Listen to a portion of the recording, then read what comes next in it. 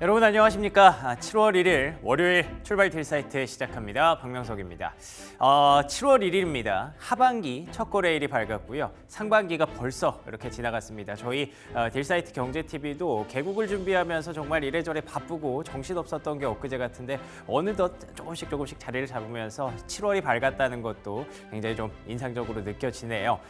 상반기 좀 정리해 볼 필요도 있을 것 같지만요. 그래도 상반기가 지나갔다고 막 이렇게 앞에 있는 일정을 좀 보기보다는 지금 당장 이제 하반기에 앞으로 7월에 특히 진행될 일정들 정리하는 게 조금 더 낫지 않을까 싶습니다. 그래서 간단하게 지난주 금요일 뉴욕 증시에서 어떤 일들이 있었는지 한번 저희 브리핑 뉴욕에서 정리해 보도록 하겠습니다. 자, 그러면 브리핑 뉴욕 증시 마감 상황부터 확인해 보시죠. 보시는 것처럼 파란불이 좀 많습니다. 지수도 파란불이 많고요. 종목단에서도 이렇게 파란불들이 많이 들어와 있는 모습들이 눈에 띄실 텐데요. 3대 지수 일단은 약세로 마감이 됐습니다. 다우지수는 약보합이었지만 나스닥과 S&P 500의 낙폭이 조금은 무겁게 느껴졌던 하루였고요. PCE 물가지수가 발표가 됐습니다. 연준이 좋아하고 연준이 계속 지켜보고 있는 PCE 물가지수 우리가 예상한 대로 좀 나오기는 했지만 다른 부분들이 뭔가 좀 문제가 있었을까요? 아니면 예상대로 나왔던 것이 아쉬웠던 것일까요? 어쨌든 전반적으로 좀 하방 압력이 컸던 그런 흐름이었고요. 이뿐만 아니라 상반기의 마지막 거래일이었기 때문에 부클로징 성격도 분명히 좀 있었을 것 같아요. 상반기에 좀 많이 올라왔다는 점에서 차익 매물도 일부 출회됐다고 보시면 될 것 같습니다. 그리고 나이키의 낙폭이 좀 충격적입니다. 20%까지 급락세가 나왔죠. 이 부분들 잠시 후에 체크는 해볼 텐데요. 조금 더 나이키의 어떤 위기 상황에 대해서 여기저기서 좀 얘기가 나오는 것 같더라고요. 잠시 후에 조금 더 확인해 보도록 하겠습니다. 그리고 퍼스트 솔라의 경우에는 우리가 잘 아는 태양광 관련 주식이죠. 최근에 태양광주 전반적으로 분위기가 좋지는 않았습니다만 그래도 조금씩 반등하는 추세가 나타났었는데 주말에 있었던 대선 TV 토론이 뭔가 좀 문제가 됐다고 합니다. 이 부분도 잠시 후에 체크해 보도록 하겠습니다. 반대로 웰스파고의 경우에는 오히려 트럼프 전 대통령 수혜주 쪽으로 얘기도 나오고 있고요. 연준의 스트레스 테스트도 통과했다는 그런 소식들 전해지고 있는데요. 이렇게 가치주가 조금 더 강세를 보였던 흐름이 다우지수의 낙폭이 좀 작았던 것에서도 확인이 되죠. 이 부분들 전반적으로 엮어서 뉴욕 증시 마감 상황 정리해 보도록 하죠. 자, 그러면 첫 번째 체크 포인트부터 확인해 보겠습니다. 말씀드렸던 이 PCE 물가지수입니다. 보시는 바와 같이 2.6% 상승으로 확인이 됐는데요. 2.6% 상승, 이게 원래 시장에서 예상했던 예상치와 그대로 나왔거든요. 근데 이게 또 지난주에 제가 마이크론 실적 얘기할 때도 좀 그랬던 것 같아요. 예상했던 대로 나오면 지금 시장은 그다지 좋아하지 않습니다. 예상했던 것보다 조금 더 나와야 되는데 그런 아쉬움을 좀 보였다고 해요. 그래서 이미 CPI가 월 초반에 발표됐을 때부터 PCE의 둔화는 이미 알고 있었고 그거보다 더 내려가야지 라는 조금은 어떻게 보면 안타까운 어이없는 그런 분석이기도 한데 어찌됐든 이 부분들이 시장에 좀 발목을 좀 잡았다고 합니다. 이뿐만 아니라 시카고 PMI가 급등을 했다고 하고요. 그리고 미시건대 기대 인플레이션도 조금 올라오면서 전반적으로 기대했던 PCE 물가는 그대로 나왔지만 다른 부분들이 좀 맞춰주지 않았다라는 분석으로 인해서 시장이 하방 압력을 받았다고 하는데요. 다음 장 넘겨주시면요. 이 때문인지 아니면 앞서 말씀드린 대로 부클로징 때문인지 그리고 또 정치 불확실성이 커져서인지는 모르겠지만 금리가 이렇게 급등했습니다. 금리가 올라가면 시장은 부담을 느낄 수밖에 없죠. 근데 금리 모르겠습니다. 이게 항상 내려갈 수는 없잖아요. 그렇기 때문에 제가 봤을 때는 이 전반적으로 추세 자체는 그냥 추세라는 게 사실 그림 그려보는 거잖아요. 전체적인 추세 자체는 아직 다시 상승으로 전환되지는 않고 있기 때문에 조금씩 떨어지는 분위기이기 때문에 지금 어느 정도 요철 구간을 겪을 수 있다라는 거는 우리가 인지를 염두에 둬야 될 것 같고요. 보시는 것처럼 금리의 박스 자체는 조금씩 좁아지고 있습니다. 다시 말씀드리면 변동성 자체는 조금씩 줄어들고 있다는 부분이기 때문에 아직까지 크게 PCE가 문제가 있었다, 물가에 문제가 있었다, 혹은 연준 정책 문제가 생겼다라고 보기보다는 저는 일단은 상반기 마지막 날이었잖아요. 그렇기 때문에 기관들도 일부 좀 매도하고 좀 쉬어야겠죠. 네, 그런 부분들이 좀 반영이 됐다라고 보고 있습니다. 자, 그러면 두 번째 체크 포인트 확인해 볼까요? 제가 이렇게 조금은 나이브하게 말씀드리는 이유가 있습니다. 여기 이제 핀비즈 테이블을 보시면요, 이게 지난 금요일에 마감했던 그런 히트맵인데요. 좀 크게 볼까요? 네, 보시면 M7이 전반적으로 부진했습니다. 물론 테슬라가 0.23% 강보합권에서 움직이기는 했습니다만 마이크로소프트, 애플, 구글, 아마존 그리고 메타의 경우에는 낙폭이 좀 크게 떨어지는 모습들이 있었거든요. 그런데 저는 그것보다 조금 더 긍정적인 포인트들을 좀 보고 싶어요. 일단은 엔비디아가 하락했음에도 불구하고 보시는 것처럼 반도체주가 상승했고요. 그리고 어도비와 오라클 소프트웨어 섹터 이런 쪽이 쭉 올라왔습니다. 지난주 금요일에도 말씀드렸던 부분인데요. 엔비디아가 죽더라도 그리고 반도체 섹터가 좀 죽더라도 오히려 AI 관련주는 죽지 않았다라는 포인트가 첫 번째 포인트였을 것 같고요. 그리고 엔비디아 하락 속에서 오히려 AMD가 반등했던 것도 다시 말하면 쏠림에 따른 어떤 부담감이 좀 있었던 것으로 보이고요. 그게 풀려가는 과정에서 지난주 금요일에 하창환 본부장이 이런 표현을 썼죠. 건강한 시장이 만들어지고 있다. 그런 쪽에서 좀 얘기를 해보는 게 좋을 것 같아요. 그리고 또 보시는 것처럼 전체적으로 그린라이트가 좀 더 많지 않습니까? 가치주들의 영역에서는 상승세가 좀 나타났다는 점에서 시장이 확실히 긍정적으로 평가를 할 부분들이 있었던 것 같습니다. 그리고 다음 장 넘겨주시면요. 무엇보다도 저는 이 부분이 좀 인상적인데 여기 위에 올라가고 있는 두 개의 빨간 라인은 S&P 500과 나스닥입니다. 검정색은 금리고요. 금리가 올라왔기 때문에 S&P 500과 나스닥은 떨어질 수밖에 없는 그런 흐름 알고 계실 텐데요. 여기서 인상적인 게 이 보라색 라인입니다. 파란색이 다우지수고 보라색 라인은 러셀 2000, 그러니까 우리가 흔히 말하는 중소형주 지수를 얘기를 하는데요. 사실 중소형주는 금리 상승과 완전 상극입니다. 그런데도 불구하고 러셀 2000이 이렇게 반등을 했거든요. 총 3대 지수는 하락했지만 러셀 2000은 상승으로 마감이 됐습니다. 그렇다는 측면에서 지금 이 금리도 크게 부담을 가질 부분은 아니라는 해석이 가능하고요. 4개 지수 중에서 러셀 2000 쪽으로 조금씩 쏠림이 확장되고 있는 앞서 말씀드린 그런 건강한 시장이 좀 만들어지고 있다라는 쪽에 저는 좀 무게를 걸어보고 싶습니다. 자, 그러면 마지막 세 번째 체크 포인트 얘기해 보도록 하죠. 무엇보다 시장에서 가장 뜨거웠던 이슈 트럼프 대 바이든 대 트럼프였습니다. 뭐 다들 사실 결과를 낼 수는 없어요. 왜냐하면 이제 TV 토론이고 우리가 뭐 주관적으로 다 평가하는 부분들이 다르기 때문에 저도 이제 라이브로 쭉 지켜봤습니다만 뭐 미국인이 아니라서 다행이다라는 생각이 좀 들었습니다. 두 사람 중에 누구를 선택해야 될지 저는 굉장히 어렵더라고요. 근데 여기 자료만 한번 볼까요? 그러니까 포스트 디베이트, 이 토론회가 프리 디베이트 토론회 이전에는 누가 더 토론을 잘할 것 같아? 라는 평가에 바이든이 45%, 트럼프가 55%였습니다. 트럼프의 지지율이 살짝 더 높았던 걸 감안하면 이 정도는 뭐 충분히 줄어들 수 있는 격차였는데 포스트 디베이트 바이든이 33으로 줄었고요. 트럼프가 67로 늘었습니다. 이건 누가 뭐래도 트럼프 전 대통령의 판정승이었다라고 보는 게 낫겠죠. 그렇기 때문에 관련된 종목들이 미국 증시에서 금요일에 영향을 받을 수밖에 없었던 흐름이었고요. 그래서 친환경 관련주가 급락했고 오히려 금융주, 에너지주, 그리고 헬스케어, 가치주 영역이 좀 올랐다라고 보실 수가 있을 것 같은데요. 다음 장 넘겨주시면 그렇다고 해서 완전히 트럼프가 뭐 대통령이 다시 되느냐 그걸 얘기하기엔 또 이 종목을 보시면 조금 애매합니다. 이게 트럼프 미디어 앤 테크놀로지 그룹, 그러니까 트럼프 전 대통령이 인수한 그런 미디어 그룹인데요. 주가가 상승하다가 장중에 10.8%까지 급락을 했습니다. 비트코인에 대해서도 사실 지금 트럼프 전 대통령이 조금 더 긍정적으로 얘기를 하고 있기 때문에 비트코인 가격도 상승을 하고 있었는데 토론 중반에 갑자기 이렇게 아래쪽으로 떨어지는 그림이 있었거든요. 결론적으로는 트럼프 전 대통령도 그다지 지금 시장에서 좋아하는 미국인들이 좋아하는 후보는 아니라는 거예요. 민주당에서 최근에 이런 반응이 나오고 있습니다.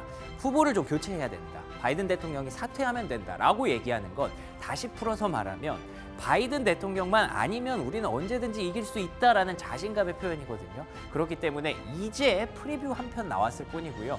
변동성과 불확실성은 이제부터 시작입니다. 그리고 주말 사이에 프랑스 총선 결과가 어느 정도 나왔는데 뭐 우리가 예상했던 것처럼 극우 세력이 조금 더 그 상승을 했던 것으로 증가했던 것으로 확인이 되거든요. 전체적으로 봤을 때 이런 건 결국 정치적 불확실성입니다. 원래 갖고 있던 질서가 이제 바뀔 수 있다는 거기 때문에 뭐 누가 옳고 나쁘고의 그런 선택이 아니라요. 바뀔 수 있다는 측면에서 시장의 흐름도 바뀔 수 있다는 거 여러분들 염두에 두셔야 될 것 같습니다. 자, 그러면 이어서 특징주 세 가지 한번 살펴볼까요? 첫 번째 종목은 지난주 금요일에 말씀드렸던 실적을 발표하고 무너졌던 그 종목 바로 나이키입니다. 사실 지난주 금요일에는 이 자리에서 제가 한 5~6% 정도 얘기를 하면서 나이키가 조금 뭐 아쉽다. 최근에 뭐 온홀딩스나 이런 쪽에 많이 점유를 뺏기고 있다. 좀 간단하게 말씀을 드렸는데 낙폭이 20%까지 떨어졌어요. 19.99%. 이건 굉장히 무겁죠. 지금 나이키의 CEO가 존 도나유라고 과거 나이키의 영광을 만들었다가 다른 회사들을 넘어갔던 사람인데 그 사람이 이제 구원투수로 들어온 거거든요. 근데 존 도나유도 이제 감을 못 잡고 있다라는 얘기들이 계속 나올 정도로 구원투수를 데려왔는데도 그 사람을 다시 이제 보내줘야 된다라는 그런 얘기가 나올 정도로 나이키가 굉장히 혼란스러운 상황입니다. 특히나 지금 파리올림픽 직전이잖아요. 그리고 유럽에서는 유로 2024라는 굉장히 그 중요한 축구 이벤트가 열리고 있고 그런데도 나이키의 주가가 이렇게 급락한다? 이거는 조금 뼈 아픈 거거든요. 그렇기 때문에 나이키가 과연 이 위기를 어떻게 이겨낼 수 있을지 항상 지금까지는 이럴 때가 나이키가 저점이었는데 어떻게 좀 담아봐도 될지 좀 궁금해지는 포인트가 첫 번째가 될 것 같고요. 자, 그리고 두 번째 종목은요. 두 번째 종목은 이제 금융주로 꼽아봤습니다.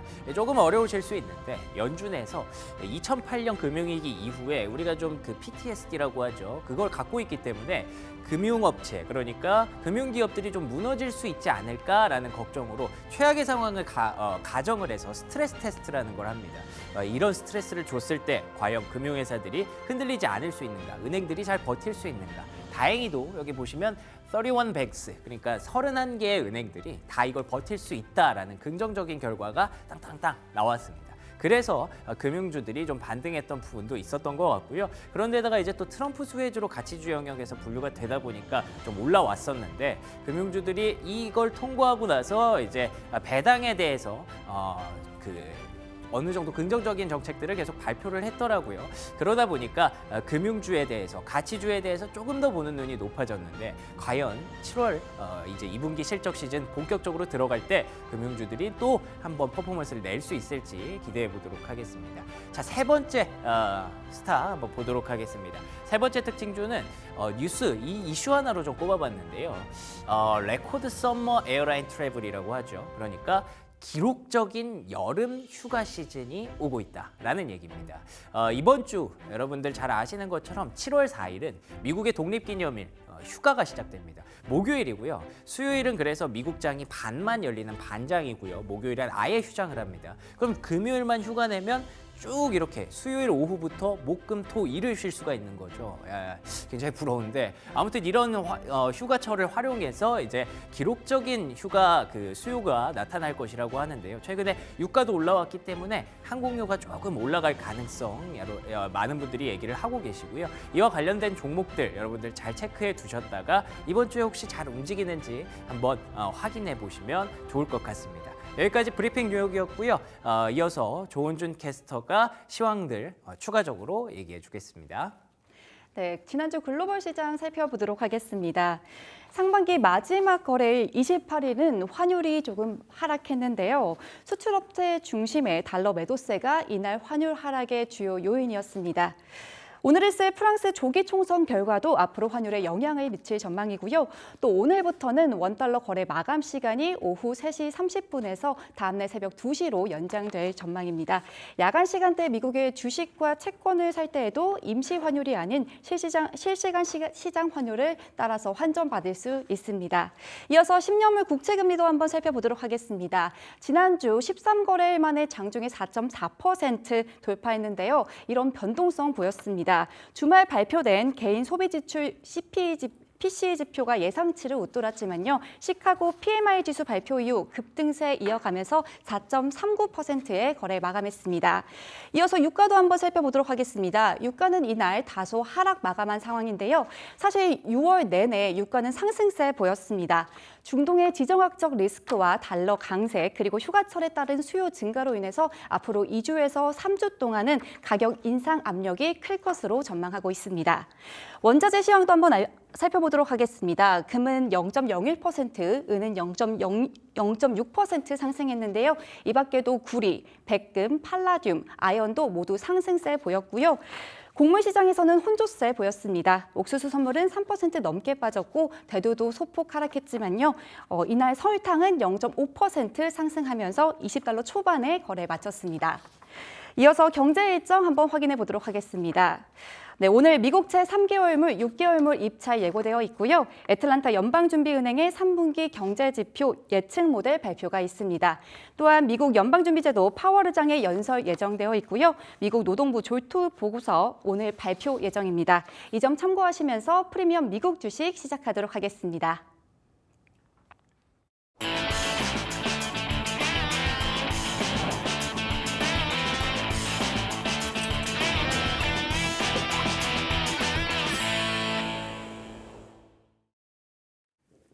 네, 글로벌 증시 마감 상황 정리해보고요. 오늘 국내 증시 전망해보는 시간입니다. 프리미엄 미국 주식 오늘 헤르메스 스탁 하창환 본부장 나오셨습니다. 안녕하십니까? 네, 안녕하십니까? 네, 안녕하십니까? 자, 뉴욕 증시 이제 지난 거래일로 6월을 마쳤고요. 상반기가 이제 마감이 됐습니다. 하반기로 마무리가 넘어오게 될 텐데 뉴욕 증시에 대해서 뭐 상반기 간단하게 리뷰 한번 해볼 수 있을까요? 네, 일단 뭐 상반기는 뭐 누가 뭐라 해도 반도체에 대한 열풍들이 굉장히 좀 강했었고요. 그 안에서 조금 너무 많은 쏠림이 나온다라는 평을 받았지만 이제 6월달 말로 가면서는 좀 그래도 다양한 산업군에 좀 많이 퍼져나가는 흐름들이 있었습니다. 그리고 조금 재밌었던 상황들이 애물단지 표현을 받았었던 종목군들이 대거 반등들을 좀 잘 시도를 했었거든요. 애물단지면 어떤 종목? 뭐 대표적으로 테슬라 같은 경우도 네. 거의 130불까지 왔다가 지금 거의 200불까지 회복을 한 상황이죠. 그리고 애플 같은 경우도 이렇게까지 떨어지면 큰일 나는 거 아니냐라는 얘기가 나왔었는데 애플도 다시 가격이 상당히 좀 크게 말아 올렸고요. 그래서 네. 사실상 M7에서도 뭐 여러 가지 노이즈가 있긴 했지만 그럼에도 불구하고 M7은 M7이었다라는 부분들 좀 확인할 수 있는 과정이었고요. 뭐 이제 금융주라든지 그다음에 사실 바이오 종목군들도 은근슬쩍 굉장히 좀 많이 올라왔거든요. 그렇군요. 그래서 그런 부분에서 봤을 때 사실상 시장에서 많이 거론이 됐었던 게 반도체 주일 뿐이지 나머지 산업군들에서도 좀 주도적으로 이슈가 있었던 산업군들은 상당히 좀 강한 흐름들을 보였기 때문에 전반적인 좀 약진 흐름들이 있었고 그게 좀 퍼져나가고 있는 상황으로 마무리가 됐다라는 점에서 이게 단순히 이제 쉬어가면서 퍼져나가는 그림인지 아니면 이게 한번 쉼 이후에 다시 한번 재도약을 할지 굉장히 좀 중요한 시기에서 6월달이 마무리됐다라고 보시면 좋을 것 같습니다. 좋습니다. 사실 상반기 뭐 전체적으로 정리하는 것도 중요하지만 뭐 말씀해주신 대로 지난주 금요일의 상황과 지난주의 상황이 좀 인상적이었던 것 같아요. 조금씩 이제 쏠림이 풀려 나가면서 지난주에도 말씀해주셨던 게 좀 건강한 시장으로 네. 전환이 되고 있다. 그 흐름이 과연 7월에도 지속될 수 있을지가 포인트인 것 같고요. 얘기 나온 김에 금요일에 뉴욕 증시도 비슷한 흐름이 좀 나왔었죠. 네, 맞습니다. 사실 뭐 시작 자체는 나쁘지가 않았죠. 왜냐하면 PC 같은 경우는 우리가 예상한 대로 그쵸. 역시나 에너지 가격에 대한 이벤트 부분들이 좀 반영이 되면서 예상치보다도 이제 예상치에 부합하는 이런 흐름들이 나타났습니다. 그러다 보니까 뭐 국채 금리 흐름들도 나쁘지 않았고 역시 우리가 이제 조금씩 금리 인하에 대한 기대감을 키워볼 수 있겠다라는 이런 흐름들이 있었는데 또 다른 또 시카고에서 PMI 지수가 나왔는데 예. 물론 그게 50선이 경기 확장 국면으로 바뀌는 포인트잖아요. 그 부분까지는 아니지만 좀 상당히 큰 폭으로 지표가 상승을 했거든요. 그러다 보니까 이제 국채 금리가 급등을 하면서 좀 장초반부터 강한 흐름들을 보였었던 기술주들은 일부 좀 조정 흐름들이 나왔다라고 보시면 좋을 것 같고 예. 이제 말씀 주신 것처럼 나머지 부분 M7을 제외한 나머지 부분으로 이제 수급이 조금 뻗어나가는 이런 흐름들이 나타났다라고 보시면 좋을 것 같습니다. 그래서 지수 자체는 뭐 소폭 감소를 하긴 했지만 사실상 뭐 M7 종목군들이 하락을 한다거나 아니면 반도체들이 되돌림이 좀 일부 나오다가 좀 반납을 했음에도 불구하고 뭐 이 정도 수준이면은 좀 나쁘지 않다라는 부분도 있었고요. 일단 무엇보다 이제 TV 토론회에 대한 여파가 사실상 증시에 좀 많이 영향을 줬기 때문에 그렇죠. 네. 그런 불확실성에 대한 이런 확대 부분으로 보시더라도 나머지 주변 이제 그런 산업군들이 나쁘지 않은 흐름들을 보였다라는 점은 이제 시장에서의 그런 건강한 수준이 조금은 유지가 되고 있다라고 보시면 됩니다. 다만 이제 각 후보들이 좀 본격적으로 밀었었던 산업군들 같은 경우는 아무래도 조금 조정이 나올 수밖에 없었죠. 뭐 대표적으로 친환경이라든지 예. 뭐 이런 부분에서는 변동수가 나왔는데 기본적으로 주도 산업군에서 펀더멘탈 자체에 문제가 없었다라고 한다면 뭐 그런 부분에서는 나름대로 잘 버텨주거나 오히려 상승하는 모습들을 보여줬다라고 보시면 될 것 같습니다. 알겠습니다. 그러면 하나씩 정리를 좀 해보죠. 첫 네. 번째로는 이제 PCE 물가 얘기를 먼저 해야 될 것 같아요. 뭐 크게 시장에 영향은 없었던 것 같지만 어쨌든 뭐 시장이 기대했던 대로는 나왔어요. 맞습니다. 네. 이제 주요 부분은 우리가 CPI에서 이미 좀 힌트를 많이 얻었는데 뭐 다들 아시겠지만 구성 안에 있는 데이터들이 좀 상당히 비슷하고 예. 이제 가중치 부분에서 변화가 있기 때문에 에너지 부분에서 그 이전의 지표들이 워낙 큰 하락이 나왔기 때문에 PC도 그러한 흐름들이 되는지만 확인을 했으면 됐거든요. 근데 실질적으로 세부 데이터들을 좀 뜯어보시면 결국에는 에너지 부분에서의 변화가 굉장히 좀 컸다라는 겁니다. 그 변동치가. 그래서 그 부분에서는 우리가 시장에서 예상한 부분이었고 그러다 보니까 뭐 엄청나게 크게 환호는 안 했습니다. 무엇보다 패드워치 툴에서의 반응이 조금 뜨끄지미지근했다라고 보시면 되는데 예. 통상적으로 아무리 좀 이렇게 예상치에 부합하는 흐름들이 나왔다고 하더라도 네. 어쨌든 간에 이게 점진적으로 내려가고 있는 상황이라고 본다라고 한다면 금리 인하에 대한 가능성을 좀 폭발적으로 높여줬어야 되거든요. 근데 그럼에도 불구하고 변화가 크게 없었다라는 부분에서도 투자자들이 약간 투자 심리에 영향을 준 것 같습니다. 만약에 이러한 부분으로 간다면 제가 지난주에도 말씀을 드렸던 것처럼 에너지 가격이 70불대로 다시 떨어졌다가 예. 다시 한번 좀 위로 올라오는 상황들이 발생을 했잖아요. 그러면 주요 하락 부분이 에너지에서 발생을 했는데 에너지가 다시 반등을 했으니 그러면 물가 지표에서 달라지는 게 별로 없을 수도 있겠다. 오히려 다시 올라갈 수도 있겠다라는 것들이 조금 시장에서는 녹아들고 있는 것이 아닌가라고 보고 있고요. 또 이번 주에 또 주거와 연관되어 있는 뭐 모기지부터 시작해서 이번 주에 일정 발표들이 있는데 거기에서도 큰 변화가 없다라고 한다면 아마 에너지 부분에서의 가격 변동성이 상당히 또 중요한 그런 이목으로 되지 않을까라고 보고 있고 또 이 에너지 가격이 왜 중요하냐면 그냥 트럼프 대통령 쪽으로 만약에 기운다라고 한다면 예. 또 석유화학 쪽 산업군들에 대한 기대감이 높아지면 수요단의 증가로 이어질 수 있고 이게 결국에는 원유 가격에 대한 상승 흐름으로도 이어질 수가 있거든요. 그렇게 된다라고 한다면 이 물가 지표에 대한 데이터의 세부 항목을 보시더라도 그 에너지 가격에 대한 변동폭이 결국엔 주 요인이었기 때문에 그러면 향후에 좀 물음표가 많이 생길 수 있다는 거죠. 그러면 연내 1회까지는 가능하겠지만 다시 2회에 대한 불확실성에 대한 부담감이 생기면 기술주들이 다시 한번 조정 흐름들이 나타날 수 있고요. 그럼 나머지 산업군들이 잘 버텨줘야 되는데 대선에서 충돌하게 되면 불확실성이 또 확대가 되면서 그쵸. 투심이 또 안 좋아질 수 있잖아요. 그리고 이제 앞에서 브리핑 해주신 것처럼 뭐 일부 지방은행들에 대한 이런 노이즈들 그런 것들이 확대가 된다면 이제 전반적으로 경기에 대한 좀 물음표가 나올 수가 있다라는 거죠. 그래서 그런 이제 데이터들을 좀 잘 보셔야 될 것 같고 PMI 지표들이 발표가 되는 부분들이 상당히 많은데 기관이 엄청 많잖아요. 근데 그 안에서의 변동성들을 좀 잘 체크를 해보셔야 되기 때문에 정말 세밀하게 지표를 봐야 되는 시장으로 넘어가고 있는 구간이고 그렇기 때문에 트레이딩 난이도는 굉장히 높아지고 있는 그런 상황이다라고 보시면 될 것 같습니다. 알겠습니다. 이게 그러니까 우리가 기대했던 결과가 나와도 뭔가 시장이 원하는 대로 움직이지 않고요. 네. 오히려 예상했던 것과 다른 결과가 나왔는데 오히려 우리가 좋아하는 대로 움직이기도 하기 때문에 그렇죠. 이게 선행과 후행을 판단하기가 굉장히 어렵습니다. 그만큼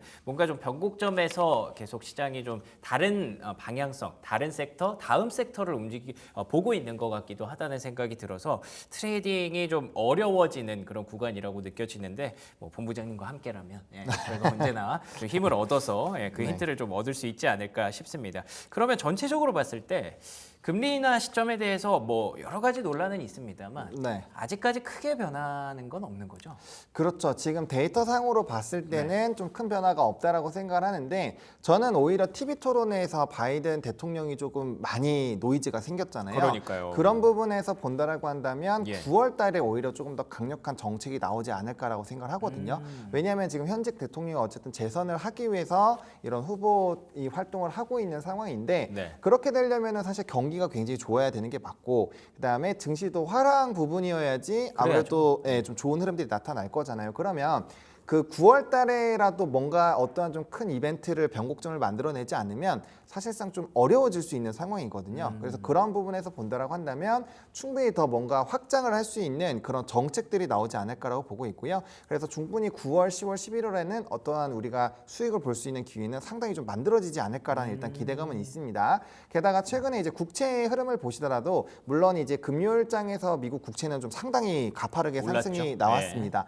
근데 최근에 이제 요번 주에도 또 국채 입찰들이 있는데 지난주와 지지난주에 국채 입찰에서는 자금이 굉장히 많이 풀리고 있는 상황이거든요. 게다가 연준에서의 이런 자금 동향들이 계속 풀리고 있는 상황이기 때문에 유동성은 좀 풍부해지고 있는 상황이고 만약에 금리라든지 아니면 어떠한 산업에 대한 인프라라든지 그런 것들을 조금 더 강화해 준다라고 했을 때 경기에 대한 붐이 좀 일어날 수 있고 그런 상황에서는 충분히 뭔가 변곡점이 만들어질 수 있기 때문에 현재 시점에서는 이런 위아래의 변동성은 좀 커질 수 있습니다. 왜냐하면 우리가 체크해야 될 포인트는 굉장히 많기 때문이에요. 하지만 일단 방향성 자체는 그러한 좀 시나리오 본다라고 한다면 오히려 TVN 토론회에서 바이든 대통령에 대한 이런 지지율이 좀 폭락하는 것은 오히려 투자자 입장에서는 어떠한 기회가 만들어질 수 있는 그러한 부분으로도 충분히 해석이 가능하기 때문에 이거는 관점을 어떻게 보느냐에 따라서 상당히 달라질 수 있는 부분이다라고 정리를 좀 드리고 싶습니다.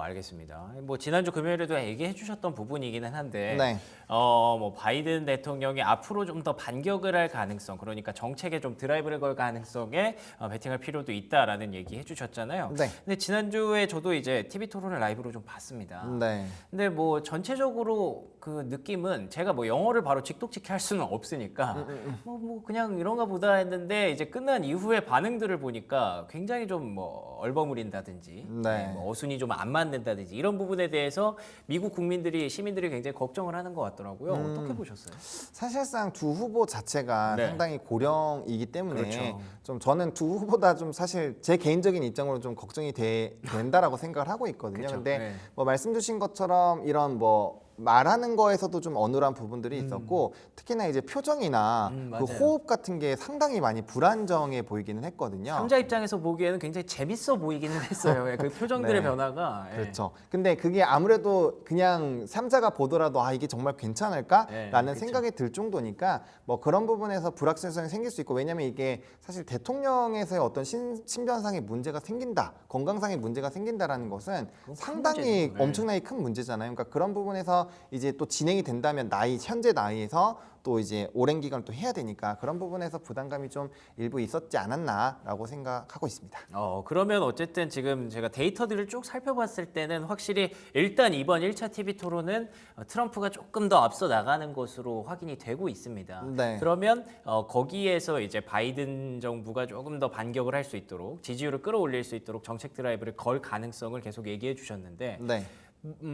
그렇게 된다면 아직까지 바이든이 완전히 졌다 뭐 이렇게 표현할 수는 없는 상황이라고 보시는 거죠? 그렇죠. 우리가 이제 지난번 트럼프와 바이든이 똑같이 붙었을 때도 예. 사실상 이 지지율 차이가 굉장히 좀 급변을 했었던 부분들이 그랬군요. 있었고 그래서 우리나라 증시에도 정말 신재생 에너지 종목군들이 엄청나게 급등을 하다가 또 이제 지지율이 뒤바뀌면서 또 엄청나게 또 무너지고. 급락을 했다가 네. 다시 또 반격이 나와서 또 올라가다가 막 지지부진해지는 그런 스토리로 좀 진행이 됐거든요. 그래서 아직까지는 충분히 좀 시간이 남아있는 상황이고 첫 번째 토론회가 물론 좀 중요하다라고 저는 생각을 하고는 있지만 네. 아직까지 시간별에서의 그런 드라이브라든지 기타 부분에서의 어떤 내용이 나오는지에 따라서 충분히 좀 달라질 수도 있기 때문에 지금 시점에서 이제 트럼프 전 대통령이 우세하니까 무조건 이쪽이 될 거야라고 보는 거는 조금은 아직은 지양해야 되는 시점이 아닐까라고 보고 있고요. 그런 시각은 제가 봤을 때 한 10월 달 정도면 그런 것들이 좀 많이 가시화가 될 거니까 윤곽이 좀 나올 테니까. 네, 그럴 때는 이제 관련된 산업군이나 아니면 포트에 대한 변경이 필요하겠지만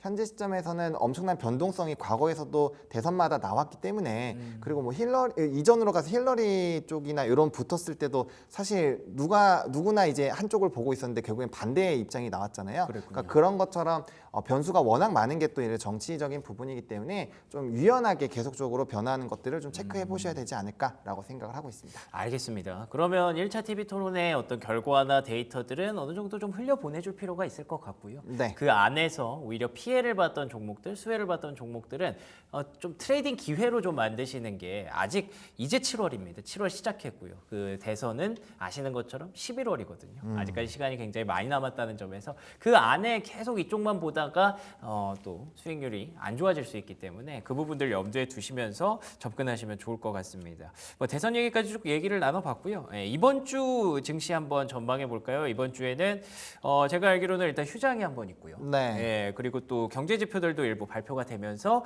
월초이기 때문에 고용 지표까지 발표가 된다고 하더라고요. 어떻게 보시나요?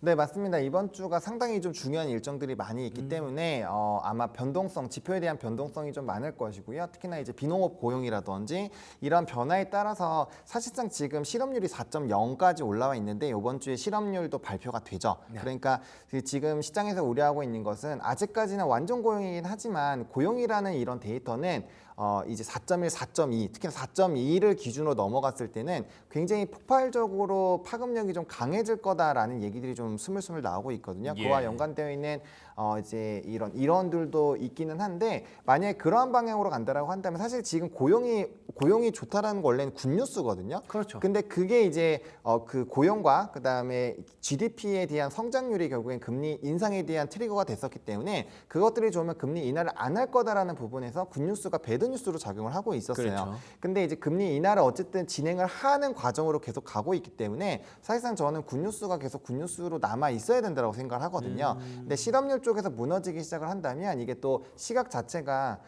좀 부정적인 경제 데이터에 따라서 어쩔 수 없이 금리를 또 떨어뜨린다고 인식이 된다면 그러네요. 그런 관점으로 과거의 사례를 본다라고 한다면 금리 인하 시기에 굉장히 좀 증시는 많이 하락을 했었던 그런 전례들이 있거든요. 그래서 저는 지금부터는 굿뉴스가 굿뉴스 데이터로 계속적으로 나와서 금리 인하에 대한 시기가 일부 지연이 된다거나 꼭 올해 2번을 안 하더라도 데이터가 더 잘 나오는 방향으로 가는 게 지금 맞지 않을까. 그래야 골디락스 쪽으로 저는 유지가 되지 않을까라고 보고 있거든요. 그래서 이번 주에서 가장 주목하셔야 될 부분은 뭐 연준 회의록이나 이런 것들도 있지만 저는 고용에 대한 데이터의 수준이 어떻게 변화가 나오는지가 굉장히 좀 중요하지 않을까라고 생각을 하고 있어서 목요일, 금요일 날 나오는 이런 뭐 주간 실업 청구 건수라든지 뭐 연속 실업 청구 건수 등등등 그런 부분들의 연속성을 좀 보셔야 되지 않을까라고 보고 있는 상황입니다.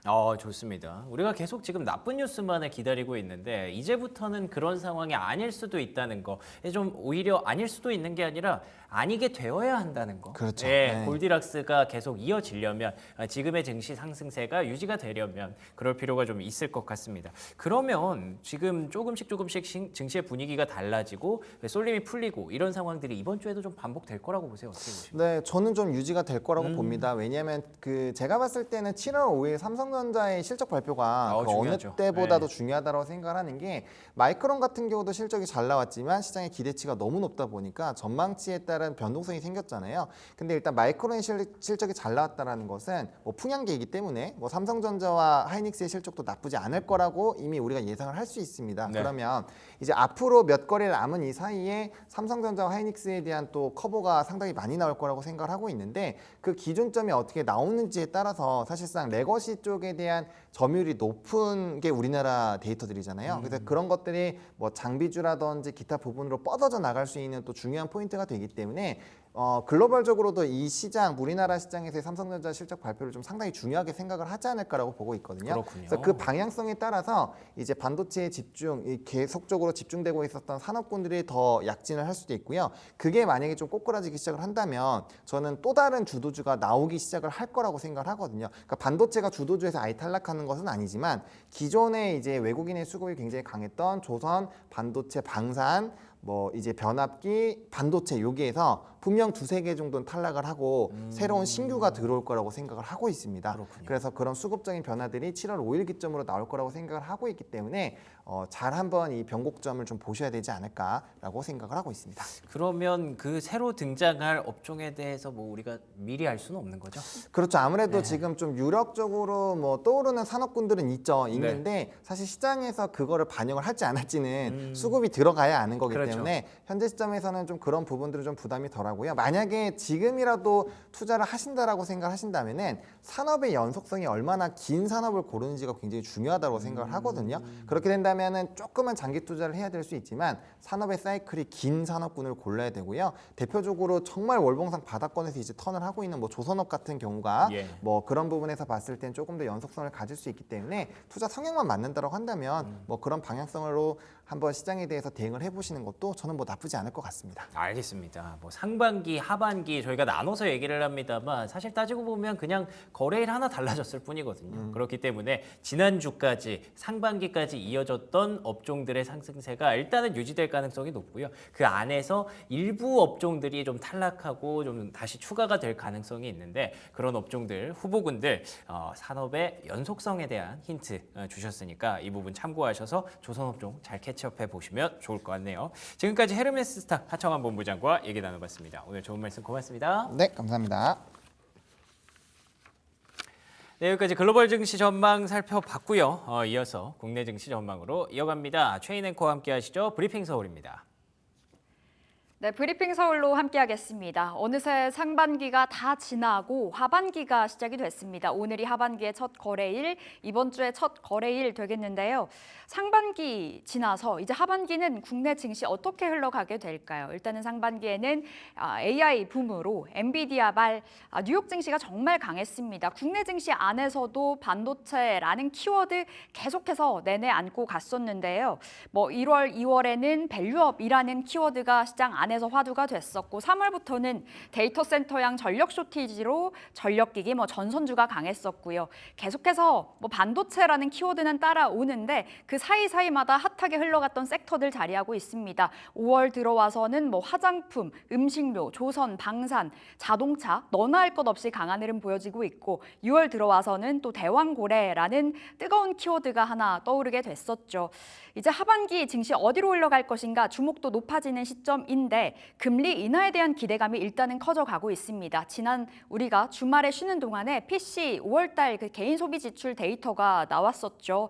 금리 인하에 대한 시그널을 좀 더 강하게 해석할 수 있는 숫자들이 찍혔는데 역시나 확인을 해봐야 되는 지표들은 줄줄이 계속해서 나올 것입니다만 앞으로 국내 증시 진짜 하반기 코스피 3,000 넘어서 혹자가 말하는 3,150까지도 갈 수 있을지 그렇다면 우리는 어떻게 그 시장의 중심에 서 있을지가 고민해 보셔야 되겠습니다. 오늘도 여러분들의 그 고민들 덜어드리기 위해서 저희가 많은 이야기 준비를 해봤는데 실적 시즌도 코앞으로 다가왔습니다. 일단은 5일에 삼성전자의 2분기 잠정 실적 발표가 있을 예정인데 주목도가 굉장히 높습니다. 코스피가 이제 손 뻗으면 2,800 닿을 것만 같지만 계속해서 맞고 떨어지는 흐름을 보여주고 있죠. 코스피가 하단과 상단이 좀 제대로 갇혀있는 박스피의 흐름을 보여주고 있는데 시원하게 돌파를 하려면 삼성전자의 실적이 정말 중요하다는 겁니다. 지난 27일에는 한국투자증권에서 삼성전자 지금 안 사면 후회합니다 라는 리포트를 내보이기도 했었는데 그때 목표가가 12만 원이었었거든요. 엔비디아의 퀄 테스트 지연 이슈 이미 좀 선반영이 된 측면이 있고 낸드 플래시 계속해서 그 가격 디램도 올라가고 있기 때문에 앞으로 삼성전자 좀 우호적인 환경이 조성될 거다. 지금 사야 된다라는 목소리를 내비치고 있었습니다. 주목을 해보셔야 되겠고요. 앞으로 삼성전자 필두로 반도체주 지금 7월 안에서의 포트 어떻게 전략 세워봐야 될지 오늘 이야기 들어보도록 하겠습니다. 자, 그런가 하면 지난 금요일에는 미국의 대선 이 TV토론회가 처음으로 열렸습니다. 트럼프 전 대통령의 압승이라는 평가가 지금 나와주고 있는 상황이죠. 조 바이든 대통령의 고령 리스크라고 봐야 될까요? 노이즈가 좀 계속 이어지고 있습니다. 트럼프 수혜주 찾기에 분주했었던 금요일이었는데 국내 증시 안에서 방산주의 강세가 정말 돋보였습니다. 물론 방산주는 이번에 강세 처음 있는 일은 아닙니다. 1분기부터 그 강세가 이어져 오고 있는데 2분기 들어와서 살짝 주춤하나 싶었지만 수출이 잘 되고 있고 역시나 실적이 증명을 해주면서 강하게 올라서고 있습니다. 일각에서는 트럼프 대통령이 집권을 다시 하게 된다면 한미 방산 협력이 오히려 후퇴할 거다라는 목소리도 나와주고 있는 상황인데요. 어디에 초점을 맞춰봐야 될까요? 오늘 방산까지 이야기 나눠보도록 하겠습니다. 이어서 조은준 캐스터와 마감 시황 점검 들어가 보겠습니다. 네, 지난주 체크포인트 개장. 지난주 금요일 마감 시황 살펴보도록 하겠습니다. 코스피와 코스닥 지지부진한 흐름 보이다가 결국에는 상승 마감했는데요. 그나마 코스피는 2,797로 장중 최고가에 거래 마감했고요. 코스닥은 하루 종일 상승세 보이다가 840선 지켜낸 모습이었습니다. 수급 상황도 함께 보시면요. 코스피 개인 홀로 팔았지만 기관과 외국인이 사들였고요. 코스닥은 외국인이 570억 원가량 순매수하면서 주가 상승 이끌어냈습니다. 이어서 시가총액 상위 종목도 한번 살펴보도록 하겠습니다. 6월 마지막 거래일에서 코스피 상위 종목 모두 파란불 켠 상황입니다. 삼성전자와 SK하이닉스 약보합으로 거래 마쳤는데요. 하지만 6월 한 달 동안 삼성전자 그리고 SK하이닉스의 상승폭은 정말 대단했습니다. 삼성전자 10% 넘게 상승했고요. SK하이닉스 25% 상승했는데요. 상반기 외국인 매수세 상위 종목 상승 삼성전자가 가장 많았습니다. 7월에는 또 어떤 흐름 이어갈지 기대가 되고요. 완성차주 보시면은 현대차 1% 넘게 밀렸고요. 기아차도 1.67% 밀리면서 6위권에서 순위 밀렸습니다. LG 에너지솔루션은 오후에 잠깐 올라가는 듯 하다가 다시 내림세를 보면서 52주 신저가를 기록했고 상장 이후 최저가였습니다. 코스닥 상위 종목도 한번 살펴보도록 하겠습니다. 코스닥 상위 종목 혼조세를 보였는데요. 이날 코스닥 상승 종목이 꽤 많아진 하루였습니다. 2차 전지의 종목들 반등이 눈에 띄는데요. 에코프로비엠과 에코프로 2.81%, 0.56% 나란히 상승했고요. 이날의 제약바이오주는 약한 모습이었습니다. 알테오젠 그리고 HLB는 하락한 모습이었고 셀트리온제약만 0.79% 상승 마감했습니다. 이어서 체크포인트 한번 살펴보도록 하겠습니다. 네, 먼저 반도체주인데요. 이수페타시스, AI 기판 단가 급등의 13% 강세입니다. 지난 금요일 장중 59,500원까지 오르면서 52주 신고가를 기록했는데요. 이수페타시스는 엔비디아와 구글 그리고 마이크로소프트의 AI 핵심 기판인 MLB를 납품하고 있죠. 중국 법인에서 생산되는 기판의 평균 단가가 150달러에서 1,500달러로 향하고 있다는 소식에 함께 상승했는데요. 오늘 7월의 첫장 흐름 기대가 되고 있습니다.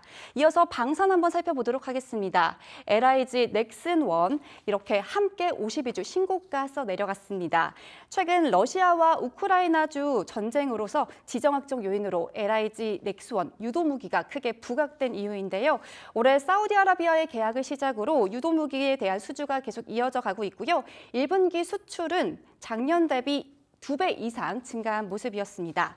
이어서 식품주도 함께 살펴보시면요. 사조대림 지난 14일 이후 냉동김밥 3족을 미국을 시작으로 전 세계에서 수출하면서 고공행진 이어가고 있습니다. 현재 2주 만에 40% 넘게 급등했는데요. 이 사조대림 주가에 힘입어서 사조그룹 기업, 사조시푸드와 사조산업도 일제히 상승세 보였습니다. 이 K푸드의 상승세는 어디까지 이어질지 함께 살펴보시면 좋겠고요.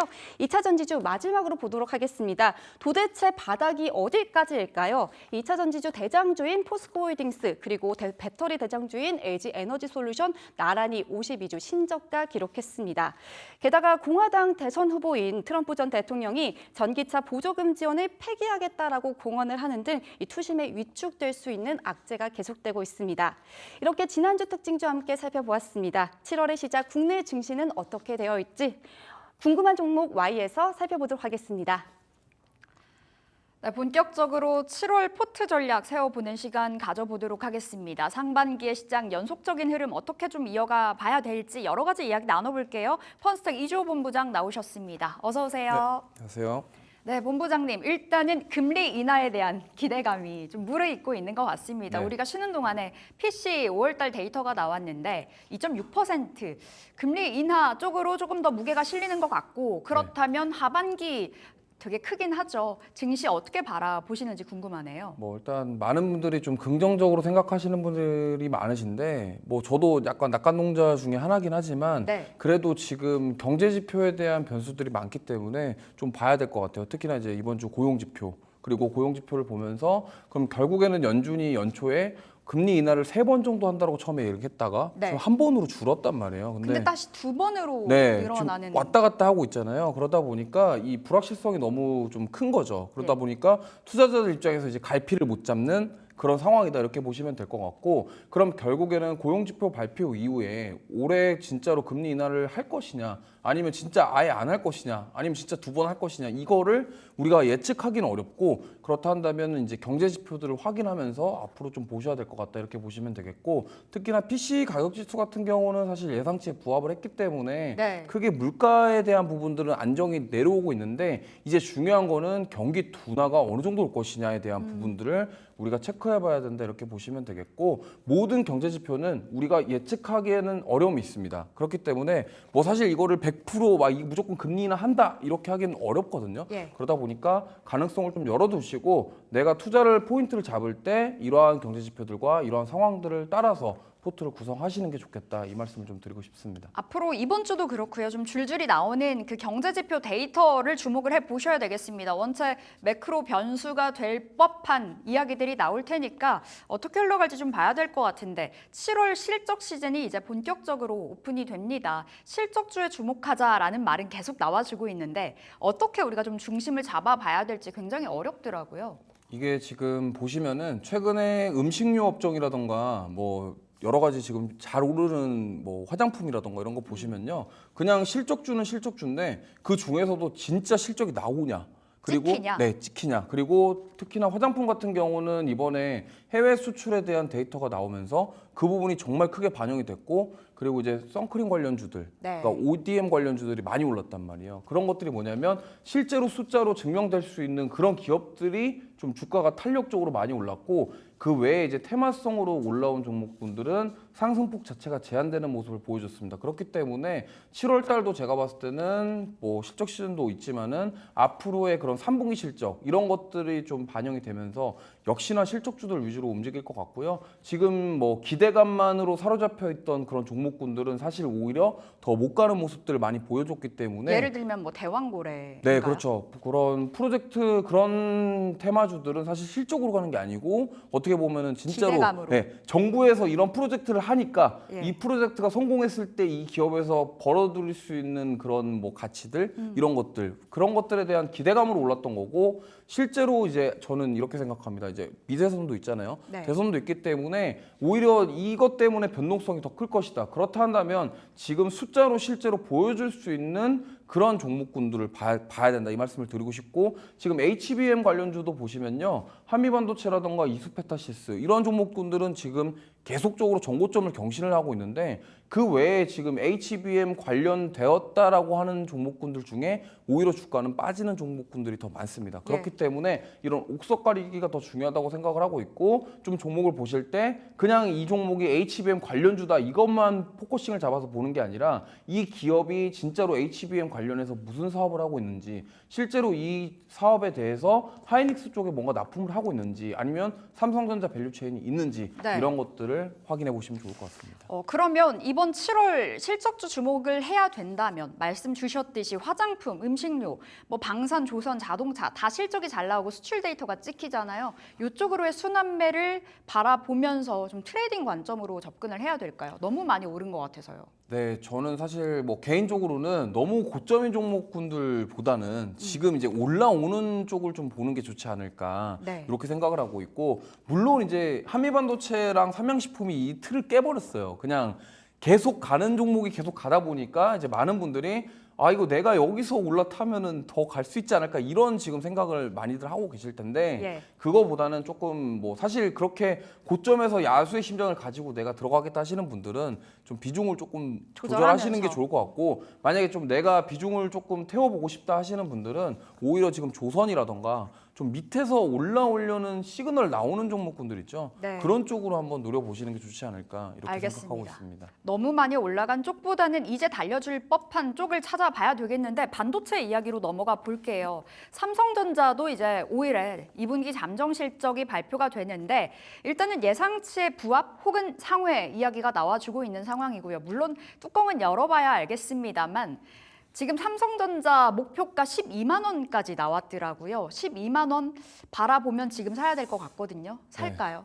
아니 이게 좀 12만 원이 참 네. 이게 저는 사실 좀 너무 많이 잡은 거 아니냐, 이런 생각도 들어요. 왜냐하면 물론 이제 그런 기준이 있겠지만 제 입장에서는 지금 HBM이 어떻게 되면은 테스트가 아직 통과가 안 된 상황이잖아요. 계속해서 지연이 그렇죠. 되고 있어요. 지연이 되고 있는데 물론 기대해 볼 만한 건 또 있어요. 뭐 앞으로 된다고 한다면 하이닉스가 지금 시장을 지배하고 있던 것을 가져올 수 있기 때문에 이거에 대해서 뭐 주가를 계산을 해보고 밸류를 미리 가져온다고 해보면 네. 12만 원도 저는 뭐 적다라고 생각을 하거든요. 근데 과연 이걸 가져올 수 있냐에 대한 부분들, 그리고 지금 삼성전자에서 밀고 있는 이 CXL이 또 중요하거든요. 금요일에도 핫했더라고요. 네, HBM 다음으로 지금 이제 CXL 테마가 좀 올라오고 있는데, 결국엔 CXL이 뭐냐면 기존 D램에다가 처리 장치 기능을 넣는 거예요. CPU의 기능을, 연산 장치 기능을 넣어서 D램이 연산 장치 역할을 한다가 이게 CXL이거든요. 쉽게 설명하면은. 네. 그럼 그거는 지금 삼성전자가 하이닉스보다 좀 빨리 가고 있어요. 그럼 중요한 게 뭐냐면, 물론 CXL이랑 HBM 앞으로 돈 잘 벌 것이다. 우리는 다 알고 있고요. AI 데이터 센터라던가 AI 기기들을 판매함에 있어서 CXL이라던가 HBM이 무조건 필요하다는 거 이제 다 알아요, 투자자분들이. 예. 그러면 삼성전자에서 결국에는 이거를 언제 그러면은 해가지고 인증을 받아서 납품을 언제 할 것이냐, 이게 가장 중요한 거고, 지금 한미반도체랑 SK하이닉스가 주가가 안 빠지는 이유는 단 하나거든요. HBM이 지금 납품되고 있고 이거에 대한 실적이 지금 나올 것이라고 지금 예측을 다 하고 있기 때문에 매도자보다는 매수자가 많아서 지금 주가가 안 빠지는 건 말이에요. 그러면은 삼성전자 같은 경우도 이제 HBM이 결국에는 뭔가를 뚫어줘야지 이제 네. 갈 수 있지 않겠냐, 그렇게 생각을 하고 있고, 결국에는 뭐 스마트폰 판매량 이런 것도 중요하지만 지금 이 시장의 핵심은 HBM 시장이 더 크다, 이걸 네. 보고 있기 때문에 결국에는 삼성전자가 풀어나가야 될 숙제, 올해 풀어나가야 될 숙제는 엔비디아 HBM 인증 받아서 납품하는 부분들, 그리고 이제 CXL 그것까지 어떻게 해결을 할 수 있을 거냐에 대한 부분들을 우리가 보시면 될 것 같고, 그것만 해결된다 그러면 저는 뭐 12만 원까지는 크게 문제 없다, 이렇게 보고 있습니다. 그러면 지금 관련한 밸류 체인 봤을 때는 역시나 SK 쪽으로 손을 들어 주시겠네요.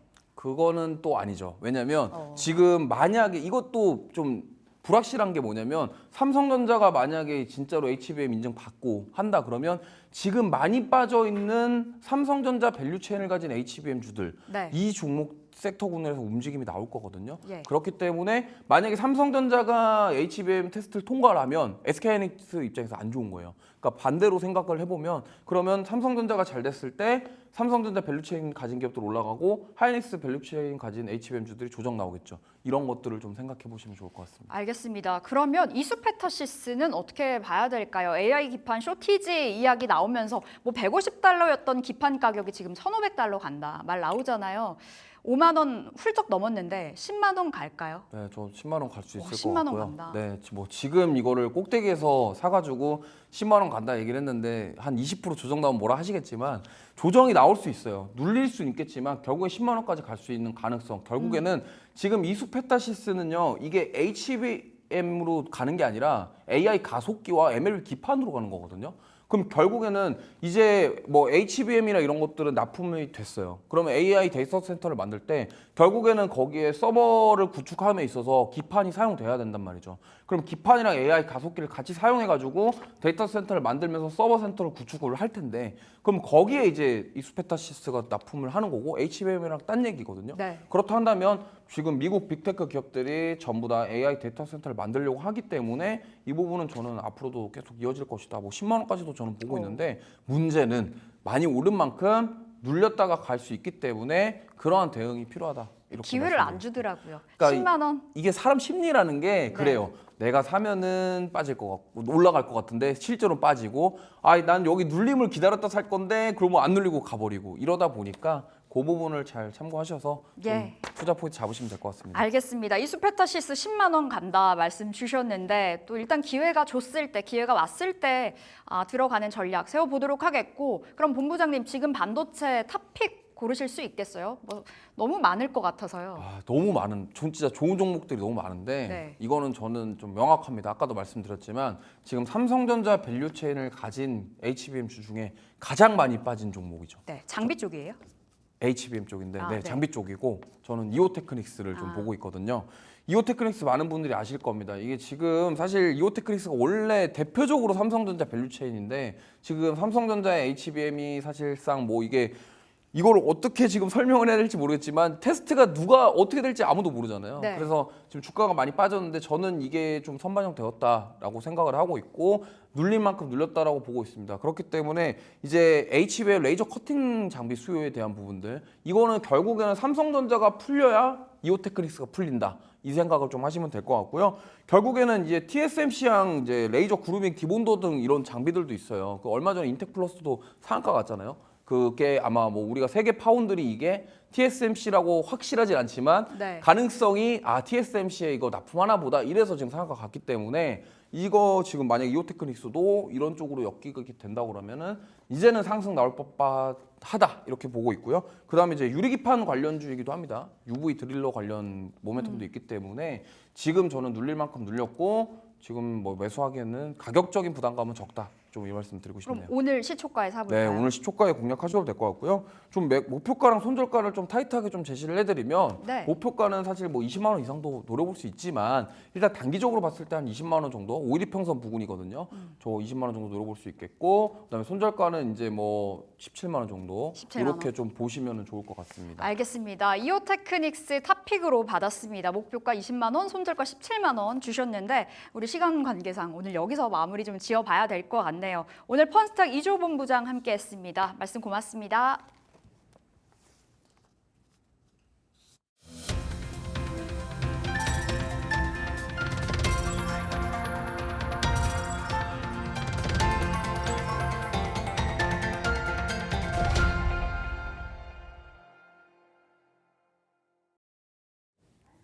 네, 오늘의 쓰리픽 들어왔습니다. 오늘도 함께하는 송범선 실장 모셔보겠습니다. 실장님 안녕하세요. 안녕하세요. 송범선입니다. 네, 반갑습니다. 7월 하반기 첫 거래일입니다. 실장님의 픽이 더욱더 궁금해지는데요. 어떤 픽 오늘은 가져오셨을까요? 네, 오늘은 퍼스텍입니다. 퍼스텍이라고 하면 뭐 저희가 알기로는 이제 방산주 대표적인 종목으로 알고 있는데 무언가 그 북한에서 뭔가 도발이 있거나 그럴 때마다 좀 올라오는 종목이죠. 마침 또 오늘 아침에 좀 속보가 좀 들어왔더라고요. 그 때문일까요? 어떤 이유에서 가져오셨을까요? 네, 뭐 여러 가지 북한과의 갈등 이런 것도 있고 또 지금 미국에서 대선 토론에서 트럼프가 좀 약간 잘 했는데 토론에서 트럼프가 약간 우리나라에서 미군을 약간 뺀다 이런 말들을 예전부터 했단 말이죠. 그래서 우리나라가 이제 미군에 기대지 않고 스스로 약간 독립적으로 국가를 방위하는 그런 움직임이 어느 정도 나타나야 된다 이런 분위기가 약간은 조성되는 것 같아요. 그래서 금요일 날 보시면은 방산주가 좀 많이 오르는 그런 움직임들이 나타났습니다. 그래서 그 대표적으로 LIG 넥스원 그리고 한화 에어로스페이스 이런 방산주들의 움직임 굉장히 상승해 나가는 모습이었거든요.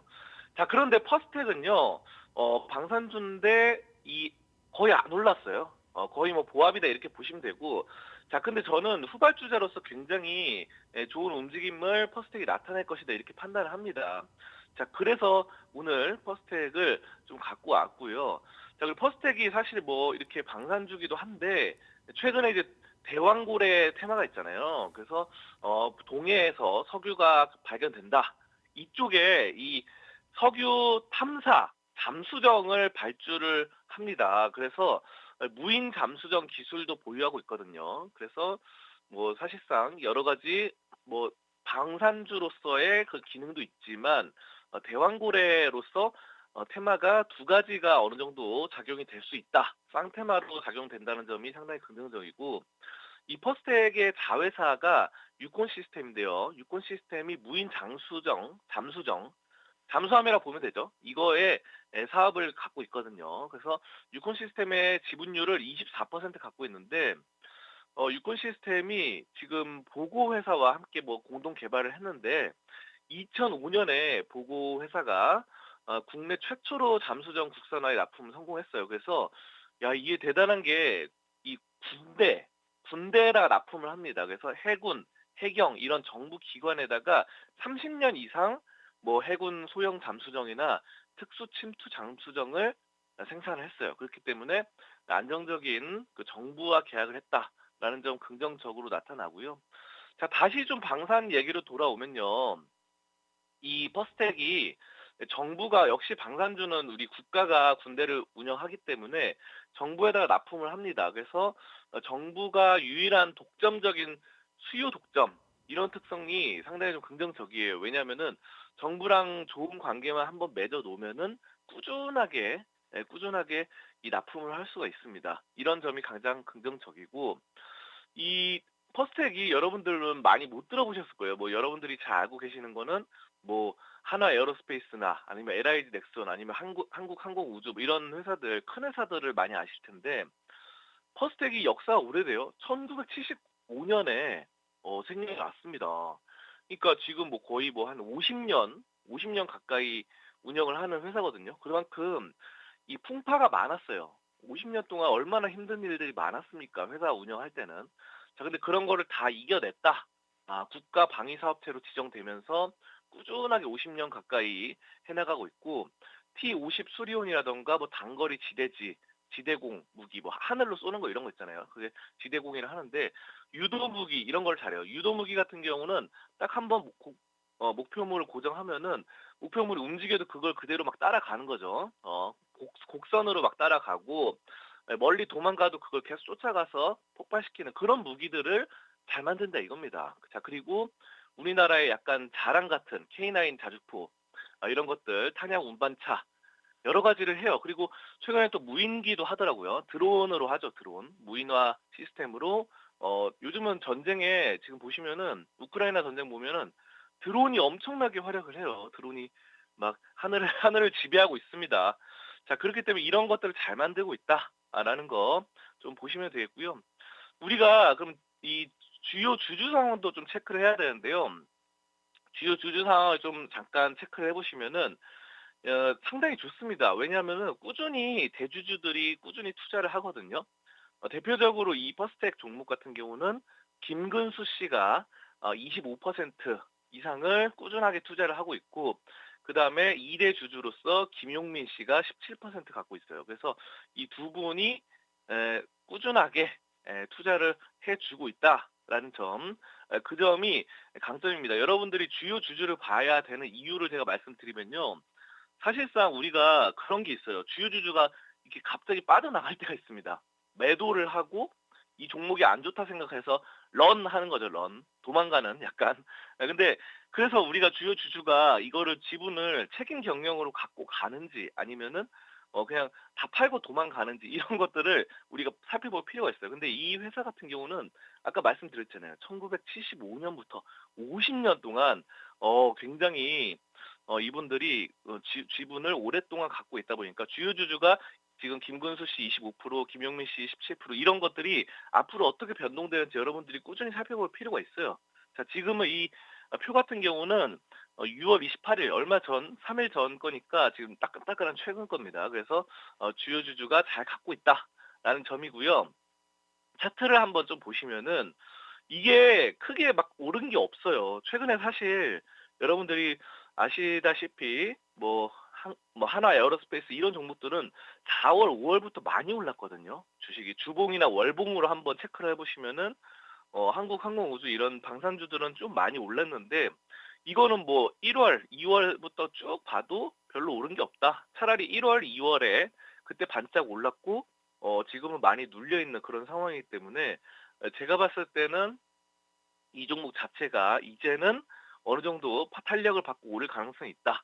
1월에 한번 크게 지금 치솟은 그런 장대 항목 나온 거 보이시죠? 자, 이런 것처럼 이제 한번 치고 올라가는 이렇게 옆으로 기어가다가 치고 올라가면서 확 튀어오르는 구름대 위로 이런 점들이 분명 한번 한 차례 나타난다. 지금 방산이 좀 이슈가 많이 되고 있고 또 대왕고래 석유 관련 이슈도 있기 때문에 이렇게 저는 판단을 하고 있습니다. 좋습니다. 퍼스텍 말씀해 주신 대로 다양한 방산 모멘텀을 확보하고 있는 기업인데다가 저는 그건 몰랐네요. 대왕고래 쪽과도 어느 정도 연결성이 있을 수 있다는 거 이것까지 염두에 두신다면 현재 3,285원의 퍼스텍의 주가 크게 부담이 되지 않는 구간일 수도 있을 것 같은데요. 그렇다면 이제 매수가와 손절가 한번 정리해 주실 수 있을까요? 네, 매수가 같은 경우는 3,300원 아래에서 시초가로 매수를 좀 해보시면 좋을 것 같고요. 오늘 장에 목표가는 3,700원 이상 이렇게 1차 목표가 잡아 나가시면 될 것 같습니다. 자, 그리고 근데 이 목표가 같은 경우는 1차 목표가이기 때문에 사실 뭐 이렇게 이슈가 약간 변경된다거나, 그리고 사실 우리가 그런 게 있어요. 아까 대왕고래 이런 거는 또 정부에서 또 새로운 발표를 갑자기 할 수도 있거든요. 그래서 정부의 발표라던가 또 방위산업, 국가 전반적인 방위산업의 흐름 이런 것들이 갑자기 또 정책적인 부분이 변경될 수 있기 때문에 목표가를 1차 목표가, 2차 목표가 이렇게 보시면 되고, 1차 목표가는 일단 3,700원이다. 이렇게 말씀드리고요. 손절가는 2,800원으로 잡고 접근한다고 한다면은 퍼스텍 우리가 방산주 성공적으로 투자를 해 나갈 수 있을 것입니다. 좋습니다. 목표가 1차 목표가라고 얘기를 해주셨어요. 3,700원이었고요. 손절가는 2,800원. 여전히 손절가는 조금 여유 있게 잡아주셨으니까 방산주 너무 많이 올라갔는데 걱정되신다면 퍼스텍이라는 대안 한번 고민해 보시면 좋을 것 같습니다. 지금까지 송범선 실장과 함께했습니다. 실장님 오늘 좋은 말씀 고맙습니다. 감사합니다. 네, 그러면 이어서 앵커의 픽으로 넘어가 보겠습니다. 오늘의 앵커의 픽은요, 반도체 쪽에서 한번 골라봤습니다. 네오셈으로 준비를 해봤는데요. 지난주에도 긍정적인 주가 흐름을 좀 보였던 종목이죠.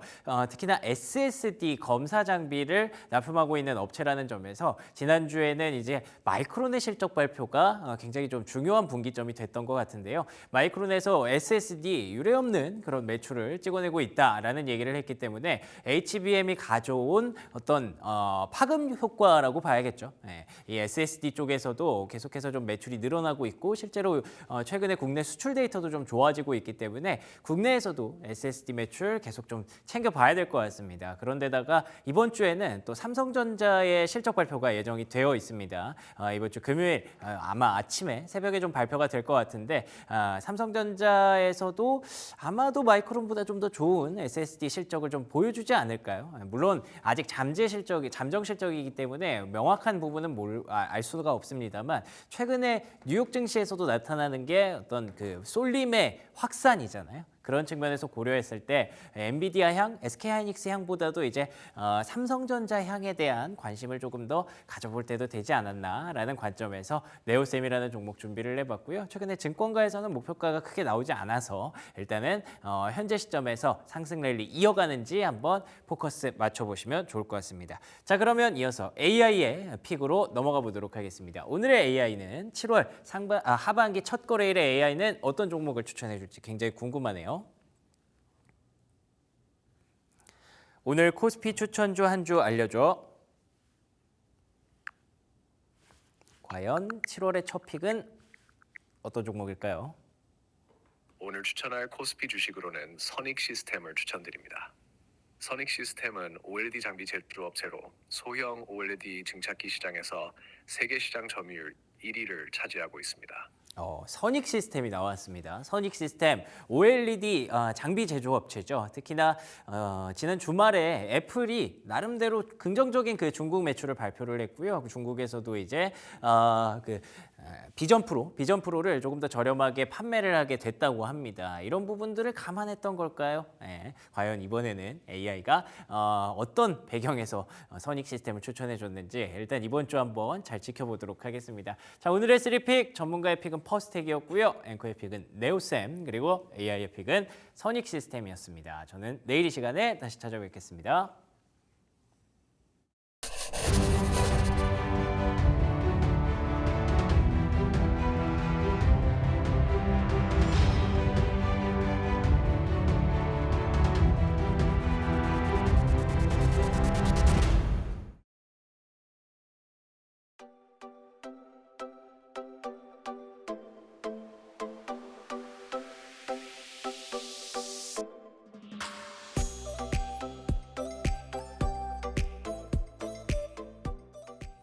네, 조성우의 투자의 맛으로 함께하겠습니다. SK증권 영업부 PIB센터 조성우 부장 나와 계십니다. 어서 오세요. 안녕하세요. 네, 부장님, 오늘이 이제 하반기의 첫 걸음을 떼는 날이거든요.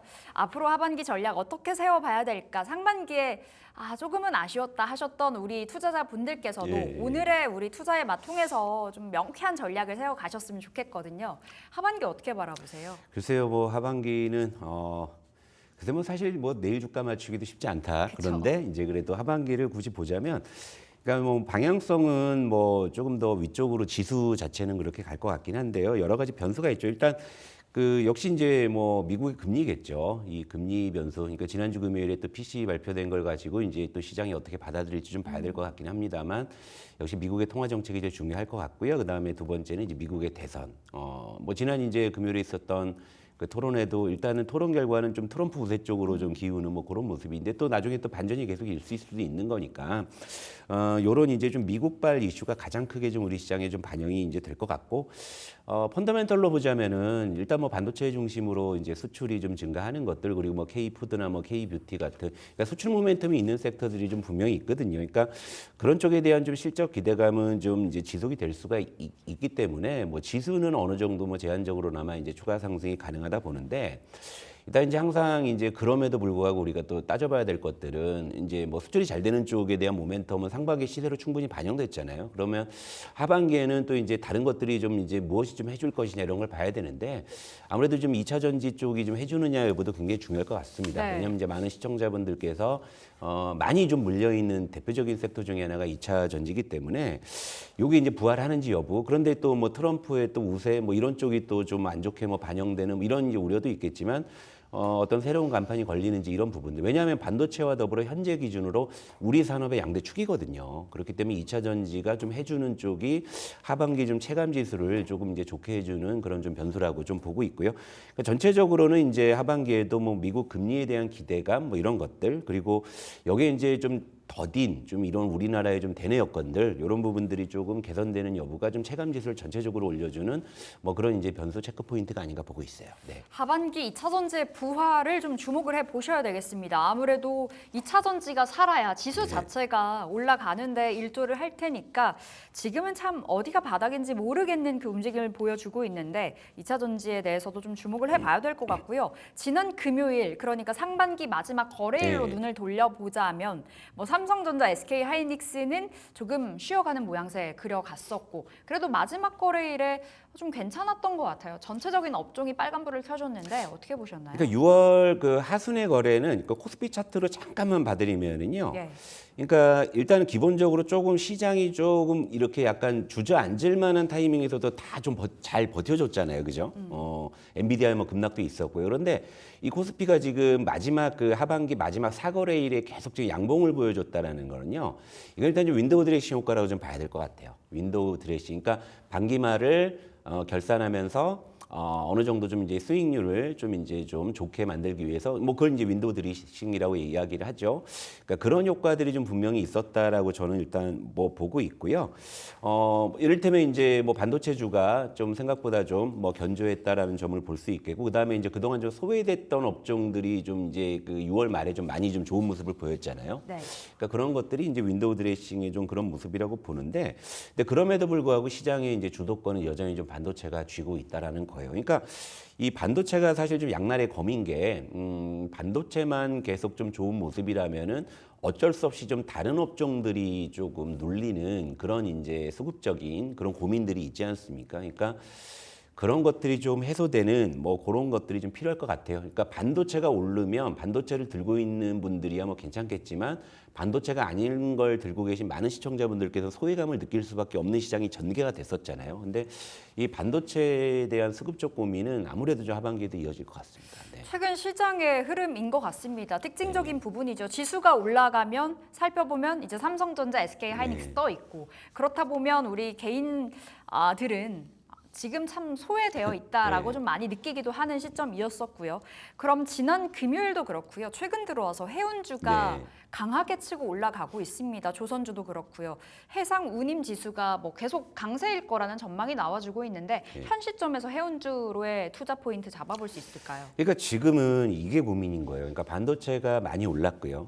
앞으로도 반도체가 주도해서 더 갈 것 같기는 한데 그런데 중요한 건 이 너무 많이 오른 반도체를 우리가 진입을 했을 때 과연 얼마만큼의 기대 수익을 가져갈 수 있을까 이거고요. 그리고 하반기에는 반도체 이외에 이제 다른 어떤 주도 섹터나 주도 종목들이 나타나줘야 여러분들의 수익률 제고에 도움이 될 텐데 일단 해운주는 그런 후보군 중에 하나라고 좀 볼 수 있어요. 일단 차트를 보면서 좀 설명을 드릴게요. 일단 해운주가 요즘에 좀 좋은 모습을 다시 보이는 이유는 일단 운임 상승에 대한 실적 개선 기대감이 기본적인 간판으로 걸려 있고 그 운임 상승의 배경이 뭐냐면 이제 지정학적 리스크가 계속 지금 진행이 되고 있단 말이죠. 이를테면 수에즈 운하 같은 경우에는 그 후티 반군의 공격이 계속 지속되고 있기 네. 때문에 그런 이제 리스크 요인 때문에 아무래도 좀 이제 운임이 올라갈 수밖에 없는 것이겠고요. 그리고 또 하나의 그 운하 대표적인 운하인 그 파나마 운하 쪽은 현재 지금 가뭄이 굉장히 심한 상황이다 보니까 이 항만 적체가 좀 많이 좀 고조가 되는 이런 상황이다 보니까 운임이 계속적으로 좀 올라갈 수 있는 그런 요인들이에요. 그러다 보니까 상하이 컨테이너 운임 지수 SCFI라고 하는데 이게 작년 대비해서 거의 3배 이상 올라 있는 상황이다 보니까 그러니까 해운제는 이런 운임을 토대로 해가지고 2분기에도 역시 좀 실적이 좋지 않겠느냐 이런 예. 거였는데 차트를 한번 보면서 말씀을 드리면 그러면서 이제 전일에 대한해운이 좀 가장 좀 눈에 띄는 종목이었죠. 대한해운이 어제 장중에 24%가 급등을 했고요. 그리고 STX 그린 로지스라는 종목도 어제 이제 장중에 25% 정도 이제 급등을 좀 했던 모습이고요. 뭐 대왕고래 모멘텀으로도 좀 엮여 있는 모양새예요. 예, 뭐 해운주도 엮으려면 엮을 수 있는 섹터긴 하니까 그죠. 그리고 HMM 같은 경우에도 좋은 모습을 보였고 그 다음에 뭐 또 하나 보자면 이제 페노션 봤는데, 페노션. 근데 사실 해운주의 특징이 뭐냐면 어떤 그런 모멘텀이 불거졌을 때 아무래도 시총이 작은 쪽 애들이 급등이 나와요. 그리고 이제 HMM 같은 요런 이제 시총이 좀 있는 애들은 그렇게 이제 많이 움직이진 않습니다. 그러니까 HMM이나 페노션은 이제 전일에 한 4~5% 정도 이제 그런 상승 정도. 그러니까 대한해운이나 STX 그린로지스에 비해서는 좀 상승폭이 적기 때문에 좀 아쉬울 수도 있겠지만 예. 이 해운주는 전체적으로 좀 길게 보게 되면요. 좀 장기 조정을 받고 좀 올라오는 구간이에요. 그러니까 페노션도 그렇고요. 그리고 HMM도 그렇고 그리고 또 보자면은 뭐 근데 대한해운 같은 경우에는 좀 이제 장기적으로 보더라도 주가 레벨이 좀 있습니다. 그러니까 이런 것들은 좀 개별 종목에서는 좀 메울 수 있는 그런 상황인데 이 전체적으로 보면은 이제 해운주 같은 경우에는 장기 조정을 받은 상황에서 이제 뭐 운임 상승이라든지 실적 기대감 이런 것들이 올라오고 있기 때문에 해운주는 섹터 전체로 보면은 좀 보통 맛으로 좀 이제 부담 없이 접근할 수 있는 섹터이긴 해요. 하지만 지난 거래일에 좀 변동성이 있으면서 거래가 터지면서 좀 급등이 있었기 때문에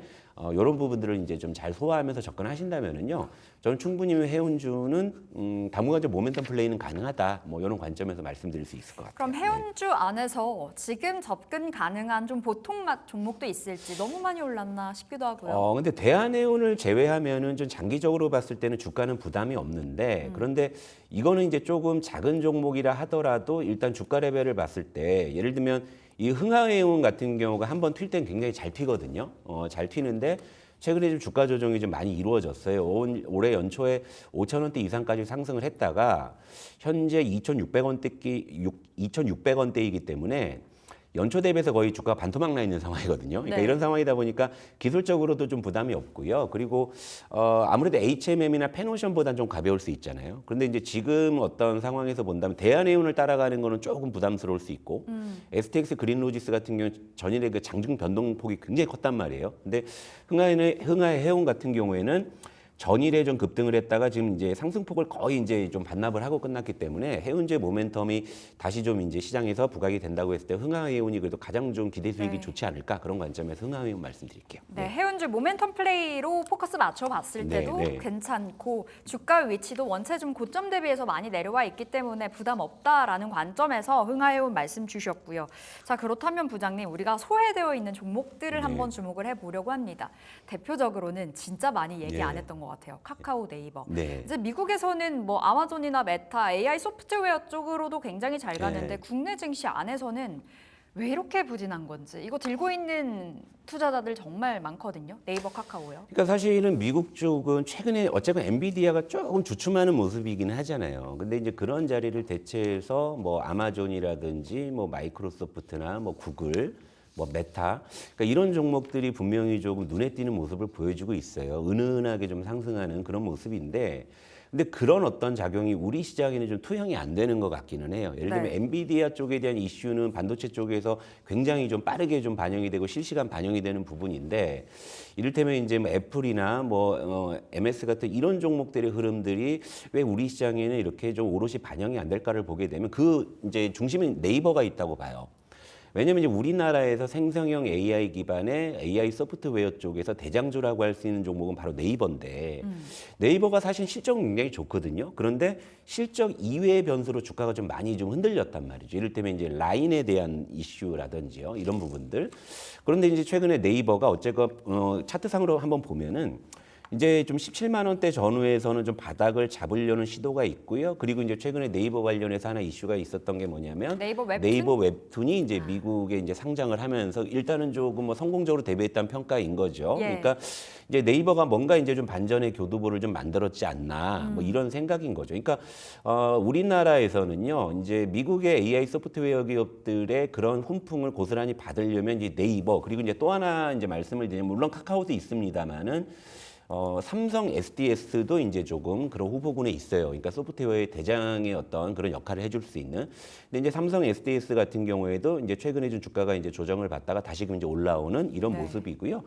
개별 종목으로 보게 되면은요, 사실 더존비존이 우리나라 시장에서 AI 모멘텀으로 신고가 쓰고 있는 거의 유일한 종목이라고 보시면 됩니다. 클라우드 하는 예, 클라우드 기반의 물론 이제 뭐 제사 인터넷 은행이라든지 뭐 제사 이동통신에 대한 모멘텀도 좀 있긴 합니다만 AI 기반으로 지금 어쨌건 신고가를 쓰고 있는 사실 유일한 종목이라 볼 수 있고 그리고 이제 비슷한 체급에서 하나 더 보자면 한글과 컴퓨터가 연초에 굉장히 크게 이제 떠올랐다가 조정을 받다가 다시 올랐다가 또 조정을 받는. 그러니까 네. 좀 변동성이 좀 있어요. 그러니까 한글과 컴퓨터도 AI 쪽에서 분명히 좀 기대할 만한 종목 중에 하나인데 그러니까 종목별로 굉장히 좀 온도차가 심합니다. 그러니까 천차만별이고 군집성이 전혀 확인이 안 되는 상황이기 때문에 하지만 이제 그 결국에 온디바이스 AI로 이제 AI 논리가 전환이 됐을 때는 그 디바이스에 이제 깔리게 되는 그 소프트웨어 쪽이 부각받을 때는 분명히 오긴 올 거예요. 그런데 이제 미국하고 좀 시차가 있는 상황이기 때문에 저는 AI 소프트웨어는 전체적으로 봤을 때는 좀 부담 없이 접근할 수 있는 그리고 밸류에이션 매력이 있는 종목들이 많습니다. 뭐 예. PER 뭐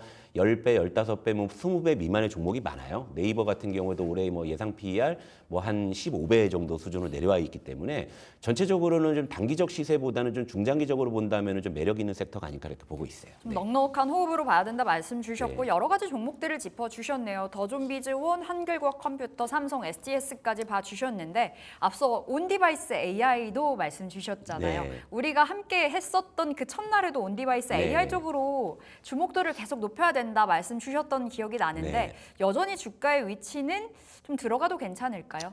저는 사실 이제 AI 쪽, 특히 이제 하드웨어 쪽은 사실 HBM3 논리보다 이제 온디바이스 AI 쪽이 좀 더 이제 좋아 보이고요. 왜냐면 그래서 제가 이제 투자에만 뭐 첫 시간부터 삼성전자부터 사고 시작하자 이런 말씀을 드린 이유 그리고 곁다리로 뭐 LG전자나 삼성전기나 이런 종목들을 보는 이유가 이런 종목들이 온디바이스 AI 모멘텀을 갖고 있지만 주가가 오른 게 별로 없는 애들이잖아요. 그러니까 이런 쪽에서 기회를 보는 것이고 그리고 이제 비로소 이제 온디바이스 AI가 HBM3를 뒤로 제치고 AI 중심 논리로 이제 올라오게 됐을 때는 그때야 이제 비로소 이제 소프트웨어가 부각이 된다라고 보는 건데 네. 아무래도 제가 말씀드린 논리상으로도 시차가 있죠. 예, 시차가 있기 때문에 조금은 뭐 단기적인 관점보다는 좀 중장기적 시각에서 봐야 되지 않나 이렇게 말씀드릴게요. 네. 좀 중장기적인 관점에서 네, 네. 역시나 바라보자 말씀 주셨고요.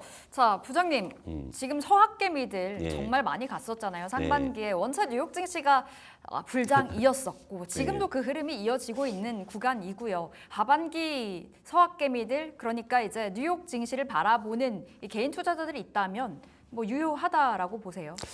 그러니까 물론 그런 트렌드는 뭐 비단 뭐 어제 오늘 일이 아니라 뭐 사실 작년부터 감지가 됐던 것이고 또 이제 최근 들어서 이제 그게 또 조금 가속화되는 그런 분위기죠. 뭐 데이터를 보게 되더라도 실제 그러한데요.